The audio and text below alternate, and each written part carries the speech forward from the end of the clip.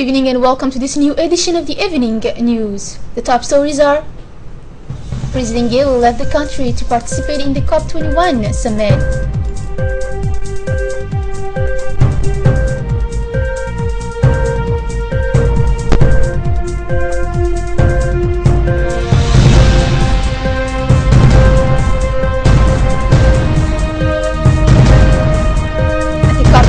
World Bank says $16 billion needed to fight against climate change in Africa.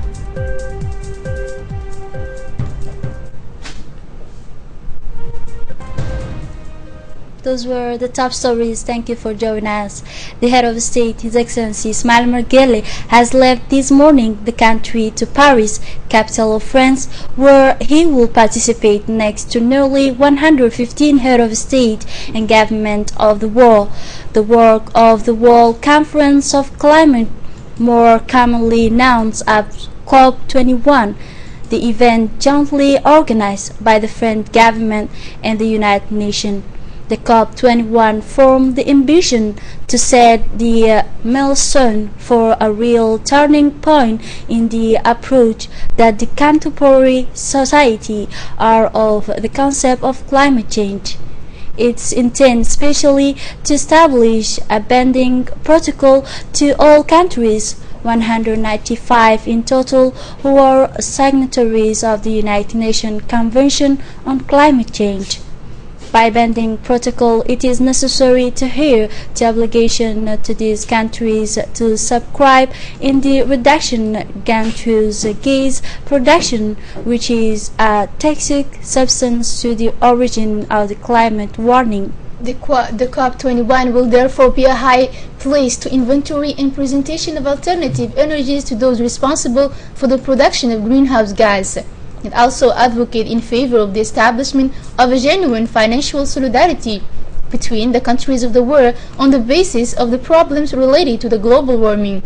In the clear, the developed countries whose responsibility is unquestionably engaged in the process of global warming will be essentially invited to contribute to the creation of a solidarity fund. Our country will have exhibition stand at the COP21.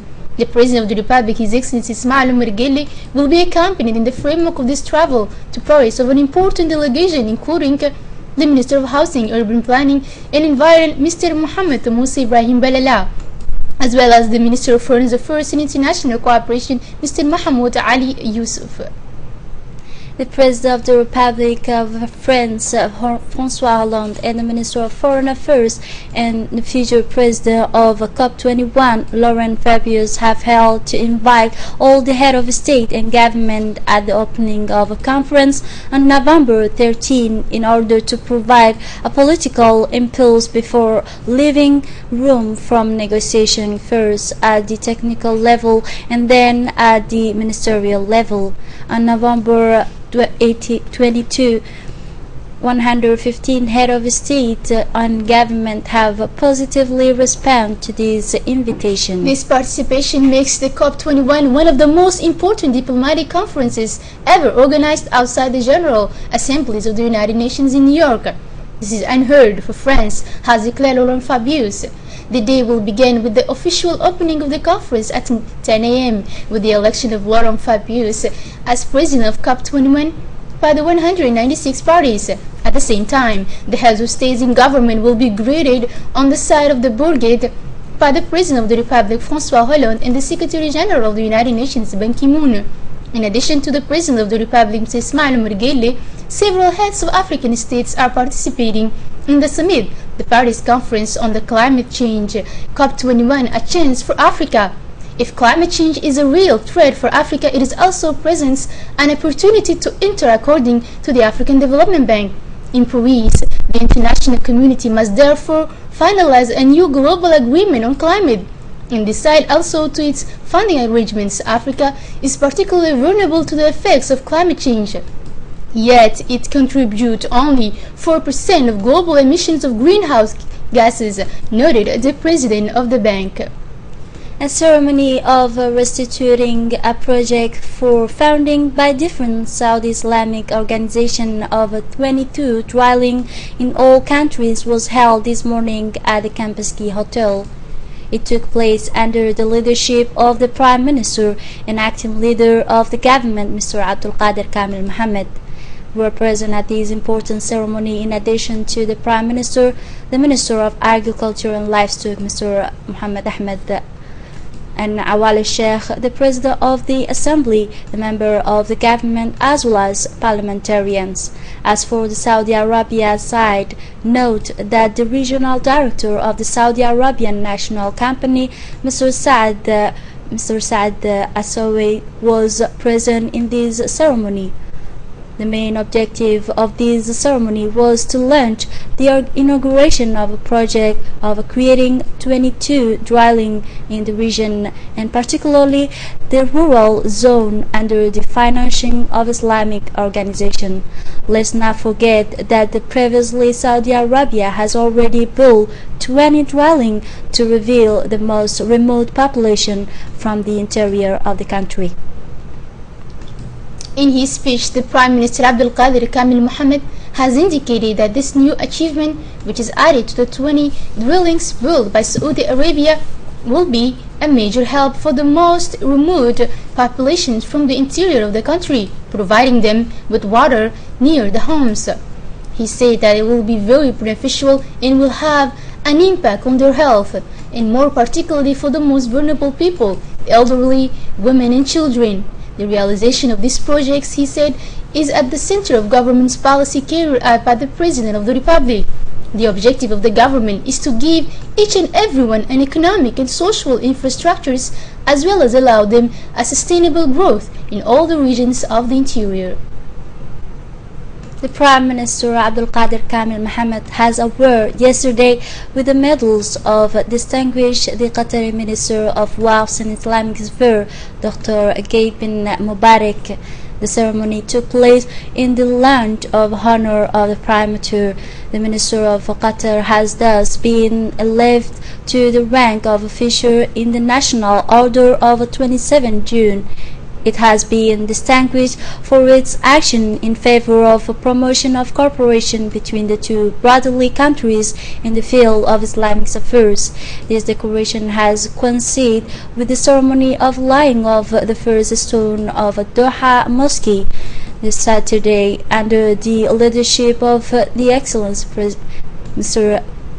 The putting of honorary medal, the Minister of Qatari, the Prime Minister has delivered as a glowing tribute to the authorities of Qatar, which led commendable action throughout the war, and especially for the support of the cultural sector developing in our country. It has also expressed the wishes of revitalizing the relation and increase the cultural cooperation between the two friendly countries.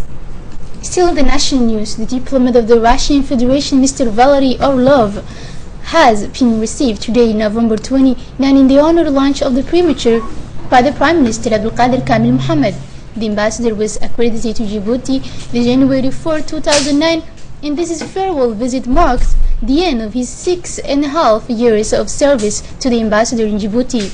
Its mission to Djibouti has been qualified by the Prime Minister of fruitful. The Prime Minister has warmly thanked the ambassador for his immense work he has done and for the consolidation of relations between the two countries. The Prime Minister has also recalled that Russia works hard in the fight against terrorism and piracy at the side of other nations to Djibouti. He indicated that the protocols and agreements have been signed in various areas with the Russian authorities, thus showing the excellent relations of cooperation between the two countries. For its part, the ambassador has marked the cooperation between Russia and Djibouti as very good and productive. He expressed his desire to emphasize the economic relations and to expand the cooperation in all areas by pleading for a strengthening of relations between these two countries. He indicated that Djibouti is a reliable partner and represents a particular interest for the Russian Federation. He concluded by the position of the Russian Federation, which is always open to the honest dialogue and transparent with its partners. And finally, the Prime Minister wished the Russian diplomat a good continuation and good success in its new missions within the cabinet of the Minister of Foreign Affairs of Russia. A workshop for capacity building of public institutions of the Republic of Djibouti on international guidelines for the promotion and protection of human rights was opened this morning at the Acacia Hotel. This workshop is jointly organized by the Minister of Justice, the Regional Office of the United Nations High Commission for Human Rights in Addis Ababa, as well as the Residence Coordinator of a United Nations System to Djibouti. This workshop has been the participation of Secretary General of the Ministry of Justice Abdi Ismail, the Chairman of the Committee on Human Rights in Djibouti Abdu Muhammad Ali, the Regional Representative of the United Nations High Commissioner for Human Idris Umar, and among others. The objective of this workshop is to strengthen the knowledge of the Djiboutian public institution of the UN and African regional international mechanism in matters of promotion and protection of human rights. This institution is familiar with the technique of elaboration and submission of alternative report to treaty bodies in Universal Periodic Review, as well as the African Commission of Human Rights and the African Committee on the Right of Child. Following the presidential decree of the last Tuesday's Council of Ministers and concerning the new security measures, the forces of national security and the maintenance of order have preceded this morning demonstration of hostages liberation at the French Institute of Art Rimbaud. They were mobilized to put in place new security measures on the major arteries of the capital. Let's not forget that the security is enhanced because of the terrorist threats on the whole territory. Let's take a look at this report. Since last Tuesday, the National Police has implemented new security measures to bar the possible terrorist acts on the national territory, especially in the capital and in border regions. Regarding Djibouti City, police checkpoints were erected in several sectors, namely Menelik Square in the city center, where there is a high population density. A similar checkpoint was set up there also on Sid Mahmoud Harbi Street and main street of the capital as the Boulevard de Gaulle. The police road equipped with their detection equipment has also proceeded to search the cars and check the identification documents such as driver's license, the national identity card of any passenger vehicle. The safety measures were also straightened in front of diplomatic residence, which set up the patrol in front of each embassy. Several hot zones of the capital were also secure with the establishment of a police vehicle can everywhere, namely the airport and hotel areas as autonomous, the International Port of Djibouti and Djibouti Sheraton Hotel and Palace Campeski. In the heart of this story sting, we collect the different reaction of a user to the new measurement of security. Also, as part of this initiative to strengthen security, the National Police and the National Gendarmerie, in collaboration with the Action Regiment of Better Knowns, the initiative intervention of a French raid, have proceeded this morning of a hostage liberation exercise in the French Institute of Art Rimbaud.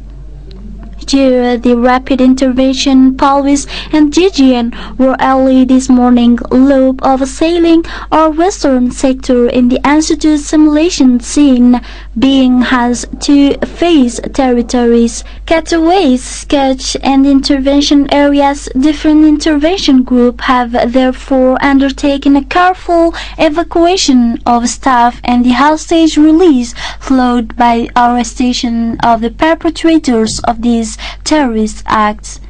Ms. Fatuma, members of staff working in IFOR, Sniper National Police and French Raid were placed on a building under construction located right next to the Institute. Shout, white ball in a fur and different gun and bomb to the accommodation have been used to perform this exercise hostage release. Furthermore, terrorist weapon refuge in building of the institute and the INAP were arrested in the disarm by the forces embarked in a simulation this morning. A large Djiboutian delegation led by the Secretary General of the Ministry of Interior, Mr. Siraj Umar Abdul Qadir, composed of representatives of ministry, took part in the 22 joint meeting in the Committee of Director of Border Officials held on November 26 and 27 in Derdawa. The Djiboutian delegation was welcomed by the high Ethiopian personality, namely the mayor of the city of Derdawa, Mr. Ibrahim Usman. The head of the Djiboutian delegation has warmly thanked on behalf of members of the Djiboutian delegation and in his own name the Ethiopian government and the mayor of the city of Derdawa for the warm welcome and pleasant hospitality extended during their stay in the mythical and city of Derdawa. He then expressed the importance of the role of administration and officials in the charge of border issues to strengthen the bonds of friendship and kinship forged by our two neighboring people and border throughout the countries. Furthermore, Mr. Siraj Umar Abdul Qadir urged members of the Joint Committee to redouble its effort in strengthening the bilateral relation between the two countries.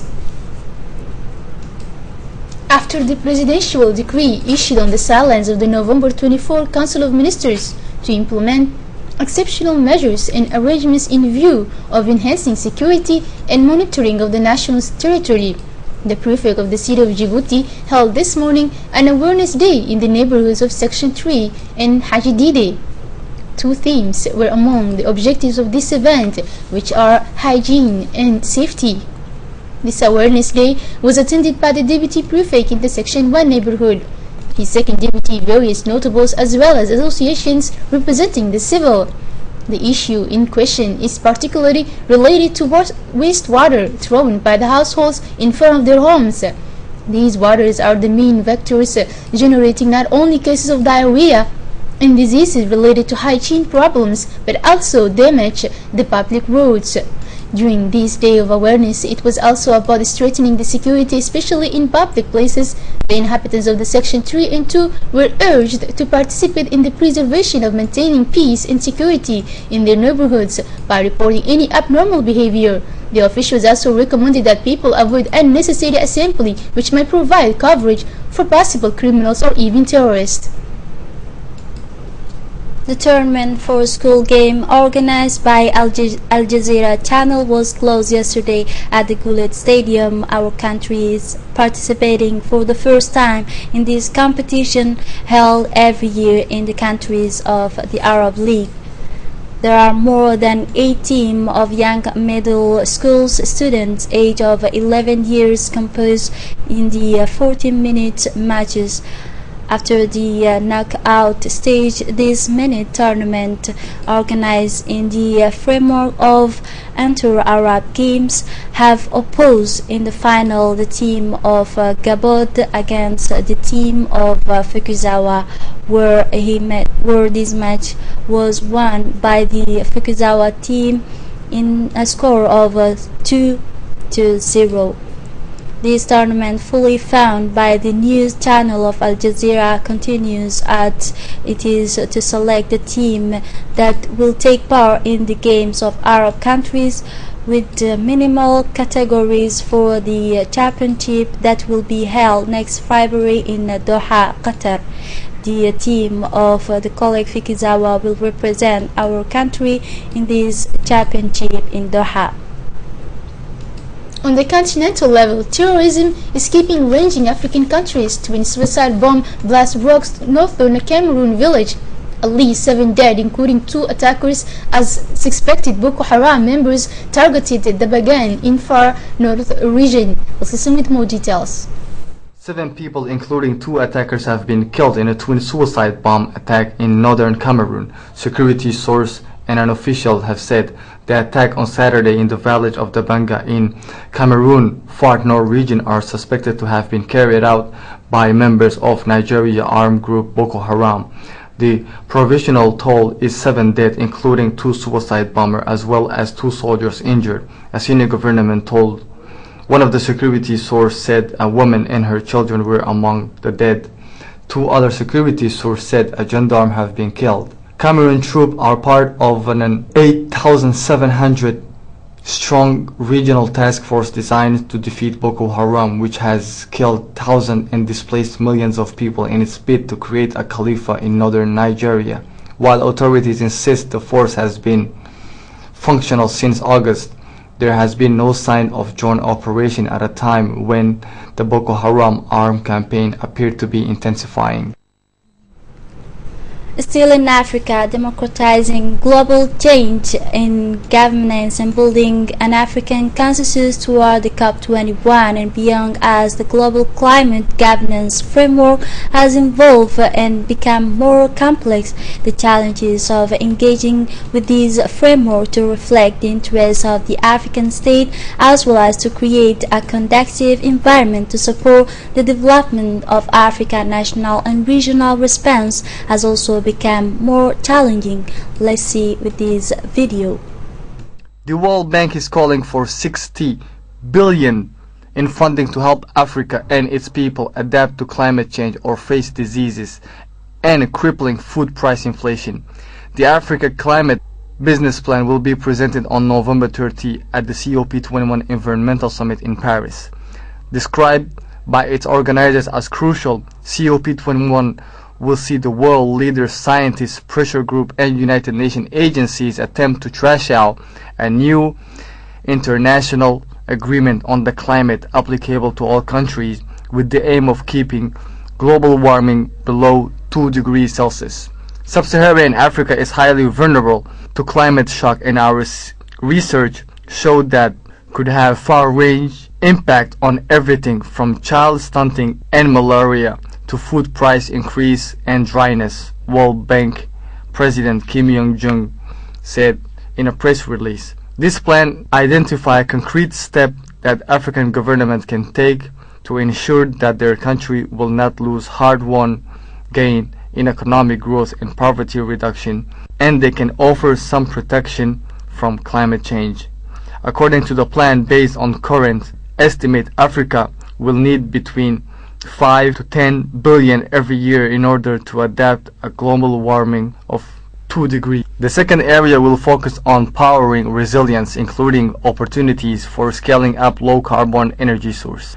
The third area will look at enabling resilience via the provision of data and information to aid climate resilience development across sectors. The plan is a win-win for all, especially the people in Africa who have to adapt to climate change and work to mitigate its impact, said Jamal Shagir, the World Bank's senior regional advisor for Africa. We look forward to working with the African government and development partners, including the private sector, to move this plan forward and deliver climate-smart development.